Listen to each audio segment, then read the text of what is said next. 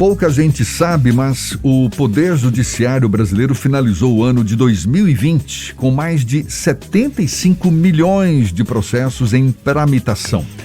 Esse número, considerado descomunal pelo advogado e procurador do Estado Cláudio Cairo Gonçalves, pode ser reduzido, caso sejam criados espaços e filtros para análise adequada de conflitos, especialmente aqueles em que a gestão pública figura como parte. Isso para evitar que muitos atos decorrentes da atuação se transformem em um processo judicial. Este é o assunto abordado no livro A Processualização Administrativa Negocial, livro lançado no último dia 14 de dezembro. O autor do livro, o advogado e procurador do Estado, Cláudio Cairo Gonçalves, é nosso convidado aqui no Isso é Bahia. É com ele que a gente conversa agora. Seja bem-vindo, um prazer tê-lo aqui conosco. Parabéns pela obra. Bom dia, Cláudio. Bom dia, Jefferson. Bom dia, Fernando. Um prazer também estar aqui falando para todos os ouvintes e telespectadores do Isso é Bahia, da Tarde FM. Estou aqui à sua disposição. O senhor destaca a importância de se criar espaços e filtros para uma análise mais adequada dos conflitos, especialmente aqueles em que a gestão pública figura como parte, para evitar que se transformem em processos judiciais. Isso não é o que ocorre atualmente? Jefferson, na verdade nós vivemos ainda um certo caos metodológico, né? A proposta do livro que nós lançamos a partir de uma tese de doutorado na Universidade de São Paulo, é, na verdade, uma iniciativa voltada para tentar trazer um roteiro de processos no âmbito administrativo, porque ainda não se fala de forma muito clara, do ponto de vista jurídico, do Instituto da Negociação no âmbito da administração pública. Então, a ideia que nós ventilamos nesse trabalho é exatamente poder promover essa roteirização através de uma ideia que nós lançamos aí, que é a ideia do devido processo legal mínimo, em que se pode estabelecer alguns parâmetros para que os usuários dos serviços públicos, né, os cidadãos, os administrados, possam procurar a administração e ela mesma poder tratar esses conflitos. Não se trata simplesmente de uma questão de um pedido de alvará, de um pedido de uma concessão de algum tipo de autorização da administração pública, mas de algo que realmente está imanente no que diz respeito às políticas públicas, alguma coisa que o próprio cidadão precisa daquilo, né? Conflitos na área de saúde, conflitos na área de perícia médica, discussões no âmbito tributário, do ponto de vista da transação tributária, da ação em pagamento. Então, são situações que nós, vamos dizer assim, propomos que haja uma maior dinamização da administração pública, no sentido de poder receber esses conflitos ainda administrativamente e poder atuar para que isso não se reverta num processo judicial. Nós ainda estamos muito aquém nesse aspecto, né? As administrações brasileiras, de um modo geral, elas têm esse viés muito unilateral, o que a administração diz. Mas é preciso reconhecer que, no âmbito do nosso estágio de desenvolvimento do Estado Democrático de Direito, é preciso avançar ainda mais nesse aspecto, e é isso que nós estamos trazendo aí nesse livro que lançamos agora no dia 14 de dezembro. Pois é, chama a atenção o fato de ainda não haver metodologia na condução da análise desses conflitos, como o senhor mesmo destacou. Eu citei o número aqui no início dessa conversa, mais de 75 milhões de processos em tramitação, isso só contabilizado até o final do ano de 2020. Ou seja, é uma providência que não foi tomada e que deveria ser tomada de uma forma muito tardia, não? A justiça brasileira, ela tem a fama de ser lenta, de ter um acúmulo cada vez maior de processos. Por que essa falta de metodologia na condução da análise desses conflitos? Veja, nós estamos falando especificamente nesse trabalho de um momento prévio à judicialização. A judicialização já é a palavra final que vai ser solicitada pela parte ao judiciário. Nós estamos falando de um momento prévio para prevenir esses 74 milhões de processos que tramitam no judiciário brasileiro, né? E a administração pública é, por natureza, um dos maiores litigantes dentro desse quantitativo de processos que tramitam hoje. Então, a administração pública tem a responsabilidade de tentar influir para que essas situações não se transformem num processo judicial. Nós discutíamos na nossa live, que fizemos o lançamento do trabalho, uma questão muito interessante.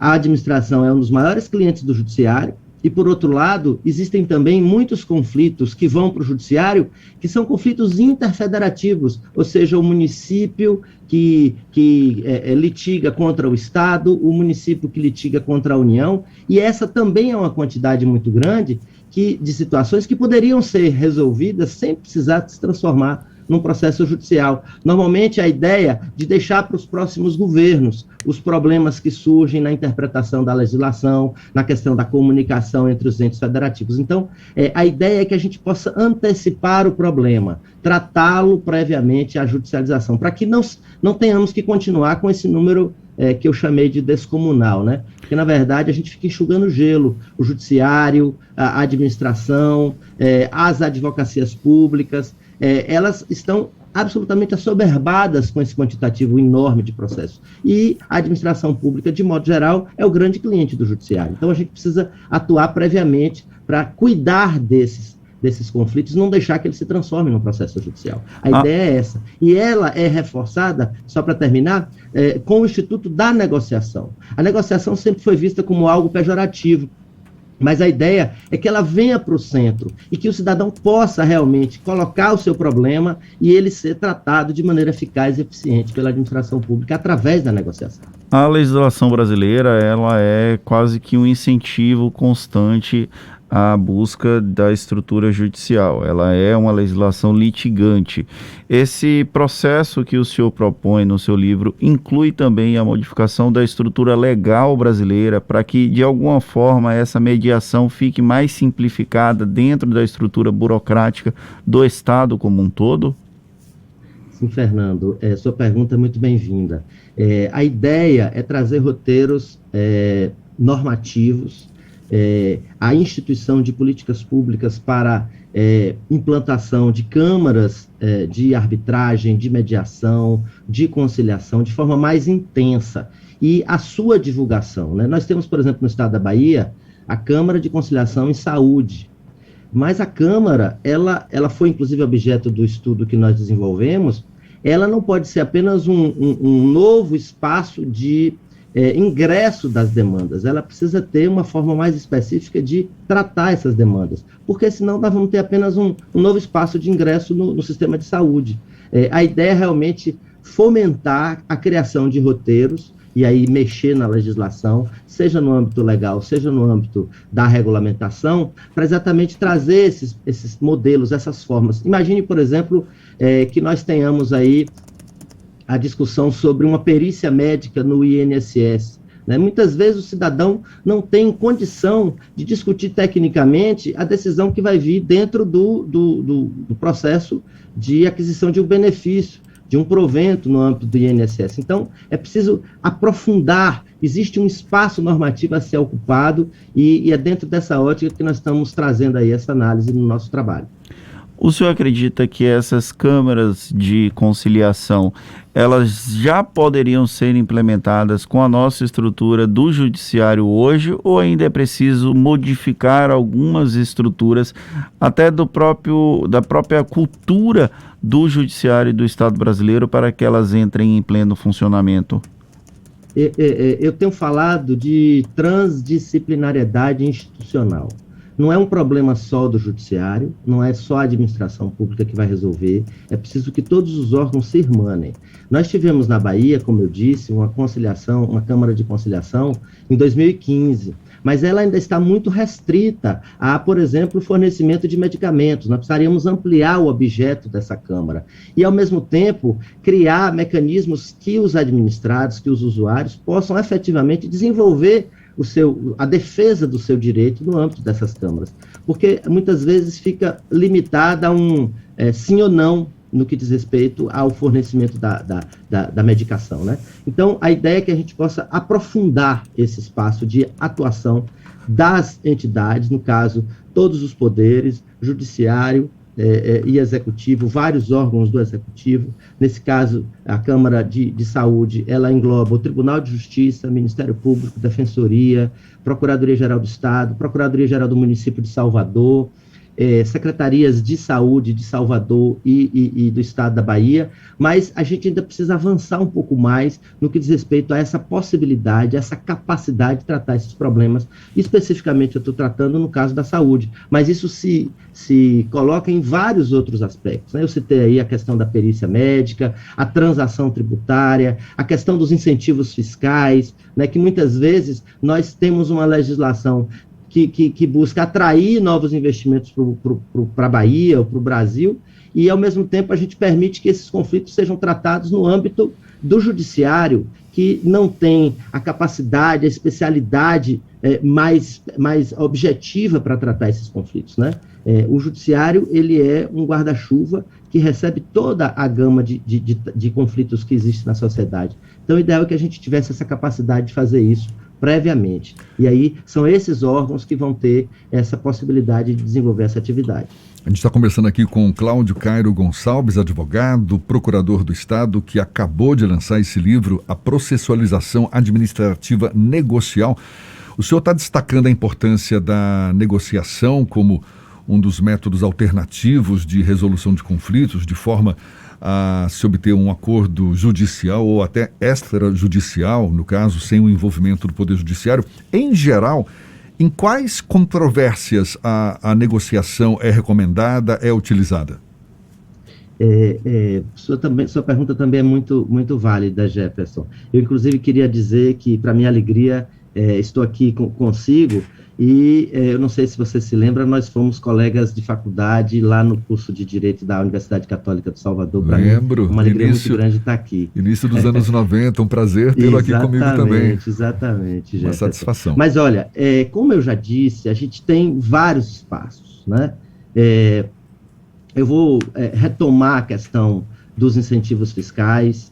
Esse já seria um elemento importantíssimo para a gente adotar, por exemplo, a ideia do Instituto da Arbitragem. É uma coisa que eu já defendo há alguns anos, né? Tem um trabalho publicado em revistas especializadas de âmbito nacional, né? A arbitragem é um mecanismo de solução de conflitos e que pode perfeitamente ser aplicado à questão dos incentivos fiscais, né? Porque é uma lide, é um conflito muito especializado, né? E nós defendemos isso.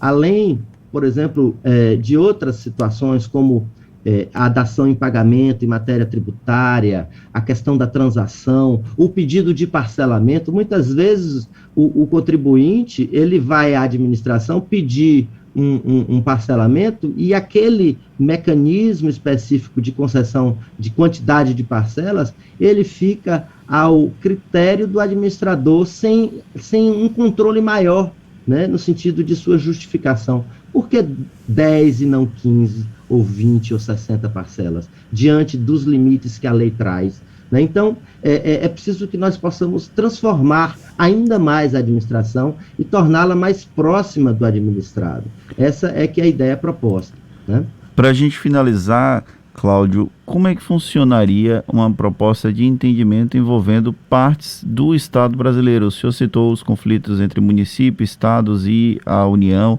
e os conflitos entre eles no sentido inverso. É uma dificuldade porque também tem uma questão política, o componente político envolvido nesse tipo de debate? Eu acho que o componente político, Fernando, ele cabe muito no momento da decisão para efeito de implementação da solução que foi encontrada, do ponto de vista principalmente financeiro, né? No que diz respeito a esses conflitos interfederativos. Mas já existe uma experiência que é a Câmara de Conciliação da União, em que ela tem essa vocação de tratar esses conflitos interfederativos. Agora, ainda é uma iniciativa muito restrita a certas situações. Então, o ideal é que a gente possa divulgar, disseminar essa ideia e que a administração possa estar sempre se aprimorando para conceber aí melhores políticas públicas para atender às necessidades da sociedade, né? E aí, nesse caso, é a administração, junto com os outros poderes, que pode institucionalmente organizar essas atividades e poder realmente dinamizar a capacidade de tratamento desses conflitos no âmbito da própria administração. Cláudio, reitero a satisfação de tê-lo aqui conosco, um prazer conversar com você. Mais uma vez, parabéns pela obra A Processualização Administrativa Negocial, livro lançado agora nesse último dia 14 de dezembro. E seja sempre bem-vindo aqui conosco. Cláudio Cairo Gonçalves, advogado, procurador do Estado, dando essa aula para a gente aí de como lidar com conflitos na área do judiciário e da melhor forma possível. Um prazer mais uma vez, abraço e até uma próxima. Abraço a você, abraço ao Fernando, todos os ouvintes também, um Feliz Natal e possamos estar cada vez mais fortes aí para melhorar nossa vida e sociedade. Eu fico à disposição e agradeço também todos da produção, foram muito gentis aí no nosso trato. Muito obrigado. Tá certo, valeu, Cláudio Cairo Gonçalves. Um abraço mais uma vez. Agora são 7h47 na Tarde FM.